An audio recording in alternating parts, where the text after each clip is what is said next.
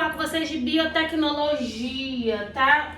Biotecnologia é uma área que eu tava chutando não, como é o nome? Apostando no vestibular, e ela está vindo com força total por conta do prêmio de Química, né? Que foi sobre a CRISPR. Mas o que quer dizer biotecnologia? Biotecnologia quer dizer um conjunto de técnicas que nós utilizamos para poder utilizar os conhecimentos que a gente tem para trazer algum benefício. Então, por exemplo, eu sei que existe enzima de restrição, eu sei que o material genético pode ser cortado por enzimas das bactérias, e se eu conseguir pegar isso e produzir uma tecnologia nova, se eu conseguir pegar isso e produzir, sei lá, uma insulina, ou enfim, algumas coisas. E se cada pessoa, se eu descobrir que cada pessoa tem um material genético, e esse material genético tem uma sequência definida, e essas pessoas, elas são importantes para fazer, por exemplo,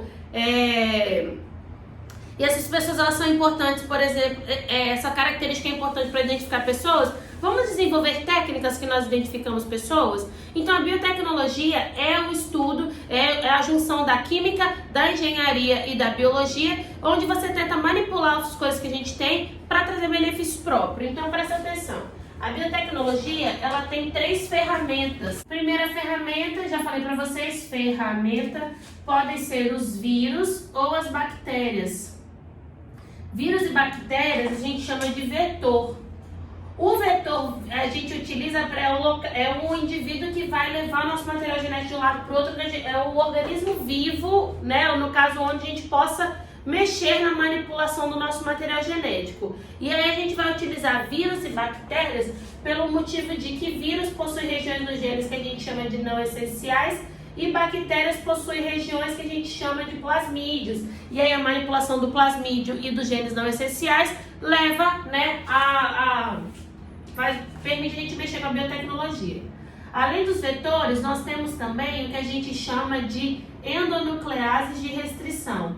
Endonuclease ou enzima de restrição são enzimas que cortam o material genético em ponto específico. Ou seja, ele pega o material genético, eu quero o material genético da insulina. Aí ele vai lá e corta onde tem insulina. Uma endonuclease de restrição muito boa, junto com uma tecnologia. O nome da tecnologia é CRISPR, a endonuclease de restrição é Cas9, CRISPR-Cas9 revolucionou a forma da gente se fazer genética. E você também vai ter que ter aqui o que a gente chama de... são vetores endonucleases de restrição. Tem mais algum aqui que eu esqueci? E material genético, né? Tô querendo trabalhar com alguma coisa, tem que trabalhar com material genético. Beleza? Beleza. Então o que acontece? Eu vou pegar aqui uma bactéria, e aí eu vou pegar essa bactéria e vou fazer um benefício para mim. Eu quero fazer com que essa bactéria produza a insulina de forma sintética. Eu vou pegar o material genético de um ser humano. Nesse local aqui do material genético, onde eu tenho o gene da insulina, eu vou cortar. Então vamos dizer que aqui, você tem o gene da insulina. O gene da insulina, a gente vai cortar esse gene, então corta aqui, pega esse gene e pode introduzir aqui nas endonucleases, com a ajuda das endonucleases de restrição. Então quem corta aqui? Endonuclease. A endonuclease corta esse pedaço e através de uma enzima que eu chamo de DNA ligase, une esse pedaço a esse material genético aqui, que agora fica com um pedaço do material genético da insulina. E aí o que vai acontecer, galera? Esse micro-organismo aqui, a gente vai chamar ele de transgênico. Por que ele é um transgênico? Porque ele tem 2 materiais genéticos de espécies diferentes. Então, quando você mistura material genético de espécie diferente, genético de diferentes espécies, aí você vai ter um transgênico. Aí, olha só, esse DNA aqui é um DNA recombinante. E a tecnologia do DNA recombinante permite você fazer várias coisas. Eu posso ficar mandar essa bactéria aqui se dividir. Na hora que essa bactéria começar o processo de divisão celular, ela vai pegar e duplicar o material genético dela e o meu material genético de interesse. Então você pode, com a tecnologia do DNA recombinante, além de formar um transgênico, você pode também fazer, sabe o quê? Biblioteca de DNA. Ah, eu achei um pedaço de DNA, biblioteca de DNA. Eu achei um pedaço de DNA numa cena de um crime, eu posso colocar numa bactéria, estimular aquela bactéria a se dividir, porque quanto mais ela se divide, mais ela produz material genético, e isso é mais vantajoso para mim. Então eu consigo fazer uma biblioteca de DNA. Outra coisa que pode acontecer aqui também, você pode, através desse DNA recombinante, fazer clonagem de genes, clonagem do material genético, que é super multiplicar o material genético. Você pode, por exemplo, fazer o processo de produção de compostos. É só eu pegar isso daqui, todas essas bactérias, estimular a síntese proteica e pronto, eu vou ter insulina, tá? Então é produção de compostos para o consumo humano. Então isso tudo você pode fazer com essa tecnologia. Agora, clonagem de material genético, presta bem atenção no que eu vou falar para vocês. Clonagem de material genético é diferente de clonagem humana.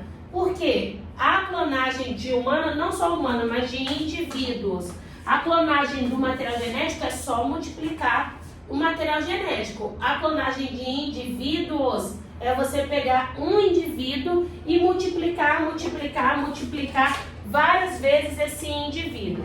Por exemplo, eu vou ter uma célula aqui e essa célula ela tem um núcleo. Essa célula é a célula minha, da Camila, e eu quero fazer clones da Camila no final. Como que eu faço clone? Eu vou pegar uma célula da Camila somática, ou seja, qualquer célula do corpo da Camila, e retirar o núcleo. Quando eu retiro o núcleo, o citoplasma eu jogo fora. Então, da Camila, eu só quero o núcleo. Por que eu só quero o núcleo? Porque é ele que vai ter a minha informação genética. Ok? Eu vou pegar uma outra pessoa. Dessa outra pessoa, eu vou, pessoa 1. Dessa outra pessoa, eu vou pegar só o citoplasma do óvulo. Pessoa 1, óvulo. Por que o óvulo? Porque é o citoplasma... Gente, quem que recebe o bebê? É o óvulo. É o citoplasma do óvulo que tem condições para poder gestar um indivíduo, gestar um embrião. Então, a pessoa 1 vai ter o óvulo. Do óvulo eu retiro o quê? O citoplasma. E aí o que vai acontecer? Eu vou pegar o meu material genético e introduzir no óvulo da pessoa.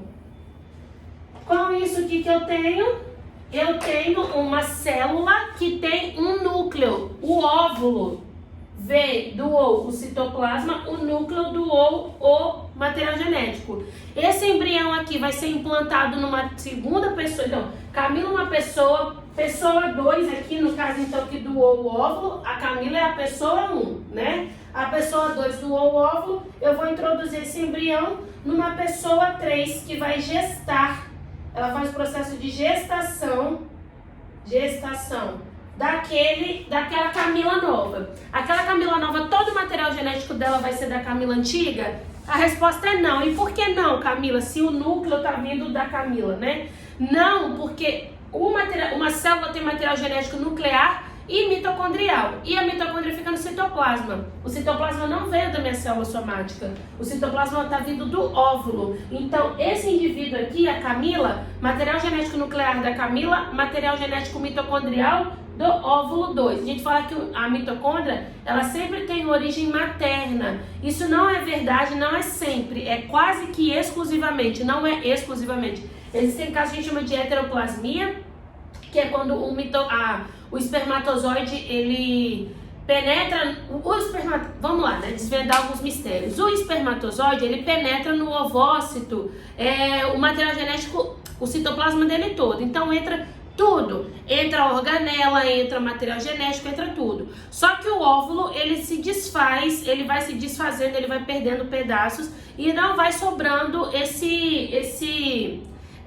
como que é o nome? Não vai sobrar essa característica. O resultado é o seguinte: às vezes o ovócito ele não consegue degradar Ai, Jesus. Às vezes o ovócito não consegue degradar a mitocôndria do espermatozoide. Aí pode sobrar uma mitocôndria do espermatozoide. Nesse caso a gente chama de heteroplasmia, tá bom? Quando sobra. E aí você, ao invés de ter um material genético só de mitocôndria, você vai ter dois. O seu, do seu óvulo e do espermatozoide. Nesse caso aqui a gente não vai estar trabalhando com fecundação, né? Com óvulo e espermatozoide. Então provavelmente o espermatozoide vai ser sempre desse óvulo aqui, tá bom? Então a Camila nova clone vai ter tanto característica da Camila no material genético, que a gente chama de nuclear, quanto característica desse material genético do mitocondrial. Tem problema, Camila? Tem, você tem que saber por quê. O óvulo, gente, ele é uma característica, ele é uma estrutura em que ele tem...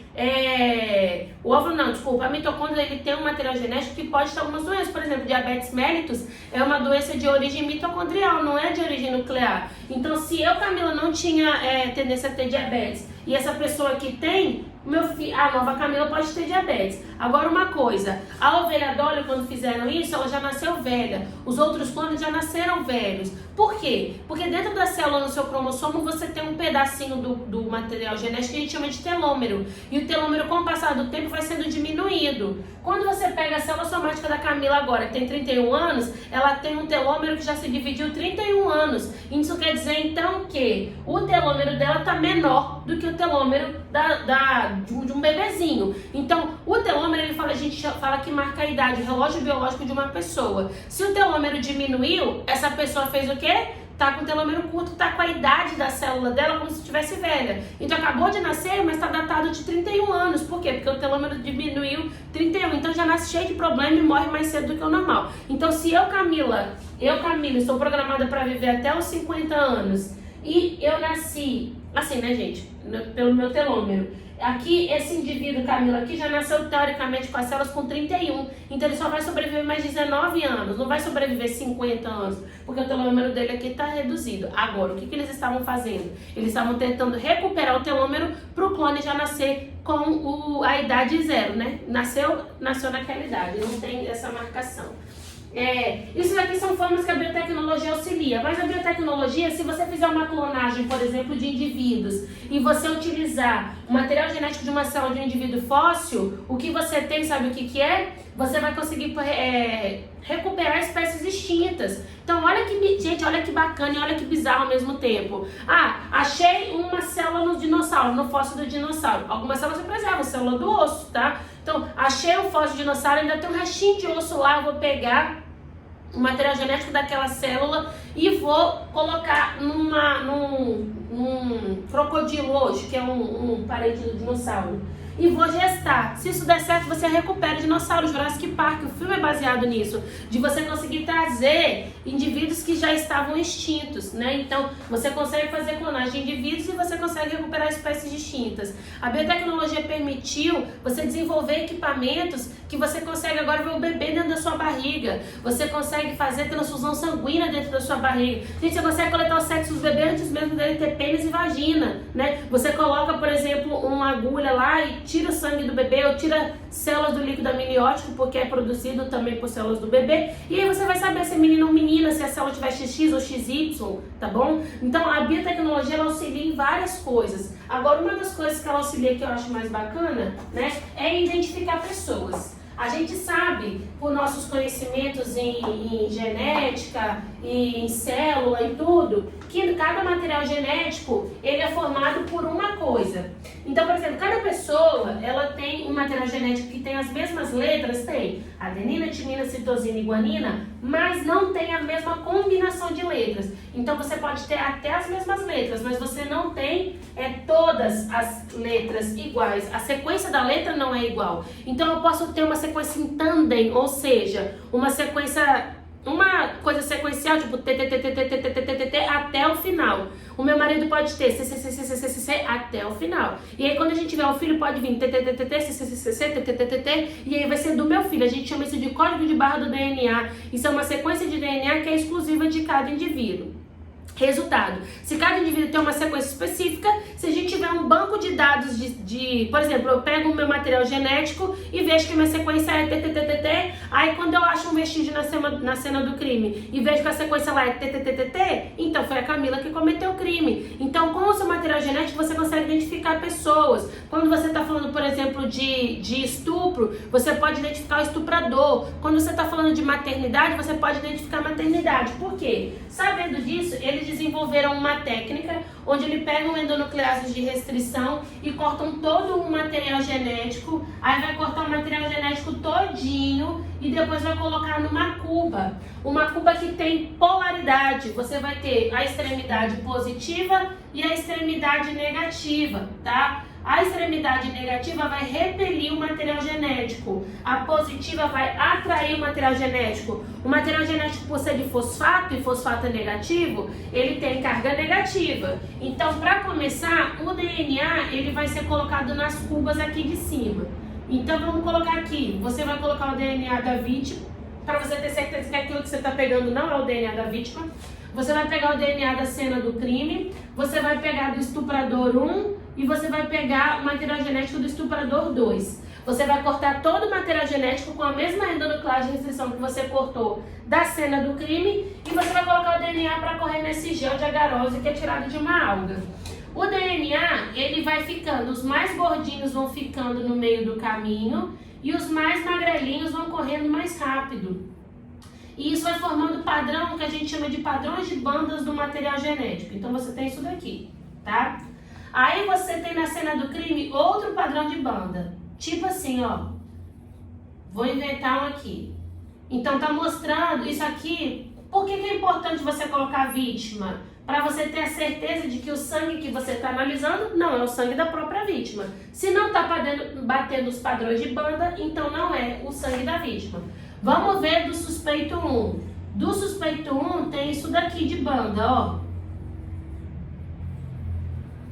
Do suspeito 2 tem isso daqui de banda. Aí olha o que aconteceu. O suspeito 1 e o suspeito 2, eles têm bandas que são iguais. Isso mostra que o suspeito 1 e o suspeito 2 são parentes, talvez são irmãos, talvez são primos, tá? Mas qual que foi o que cometeu o crime? O suspeito 2, porque todas as bandas dele, olha aqui, bate certinho com a banda que foi achada na cena do crime. Resultado, a eletroforese, que é essa técnica do material genético correr baseado em diferenças de cargas, forese, caminhar, eletro, através de campos elétricos, né?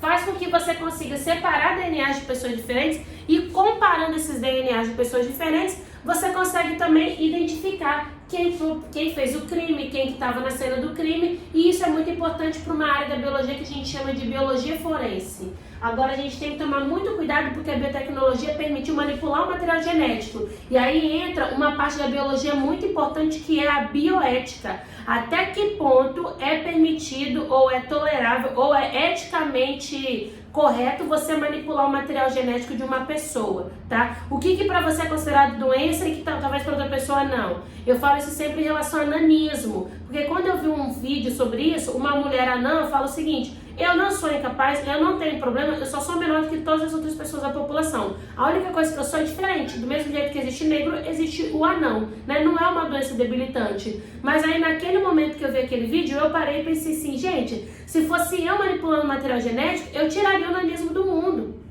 Porque pra mim, fugindo da curva normal já não é o que é considerado normal, né? Então, aí a gente começa, mas uma pessoa realmente não tem retardo mental, não tem nada que impeça ela de sobreviver. Leva uma vida normal, consegue ter filho. Então, qual que é o problema de ser anão? Só ser menor? Só ser diferente? Então, entra a parte da bioética para ver se a manipulação que você está fazendo no seu DNA realmente é necessária e serve para trazer benefícios, ou se você vai estar tirando, sabe o quê? O poder da seleção natural. Porque a partir do momento em que você consegue manipular o material genético e deixar ele diferente de todos os outros que existem, você começa a afetar a variabilidade. Sem variabilidade, não tem como a seleção natural atuar. Beleza? Então a biotecnologia, ela é muito importante, ela faz a gente evoluir. Ah, uma coisa que eu não falei de biotecnologia, puta merda, quase que eu tava esquecendo. Eu falei pra vocês que a multiplicação do material genético antes era feita por... você colocava esse material genético numa bactéria e fazia essa bactéria se dividir. Hoje, não, hoje é muito mais simples. Você coloca numa cadeia, numa máquina que faz uma reação em cadeia, ou seja, uma reação termina, começa outra, uma reação termina, começa outra, uma reação termina, começa outra, da polimerase. O que é polimerase? DNA polimerase é uma enzima do material genético. Então, a DNA polimerase é uma enzima que faz o processo de multiplicação do material genético. O que a PCR faz? Você vai colocar numa máquina DNA ou RNA, o material genético que você quer multiplicar.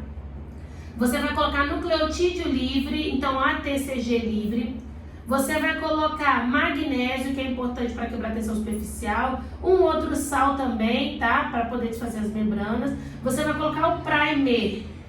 E você vai colocar uma DNA polimerase que consegue suportar altas temperaturas. A gente utiliza muito uma que chama TAC4, que vem de uma árquea, um organismo extremófilo, né? Por quê? Porque se ela vive num ambiente com alta temperatura, ela consegue, a DNA polimerase dela, que é uma enzima, consegue suportar altas temperaturas. Se o seu código genético é degenerado, você pode utilizar, degenerado não, desculpa, é universal, então uma bactéria, um vírus, tudo tem a mesma característica que você pode utilizar sua DNA polimerase para isso. E aí quando você coloca isso daqui numa máquina, a máquina simplesmente vai ficar imitando o processo de replicação do material genético. Então, abre a fita do DNA, anela o primer, faz a polimerização, fecha o material genético, depois abre de novo, anela a fita e vai fazendo esse processo de polimerização, né, de forma muito mais rápida e sem depender de célula. Quem faz isso? PCR. Por que para identificar alguns micro-organismos nós utilizamos PCR? Você, por exemplo, no coronavírus, coleta células da garganta, da região da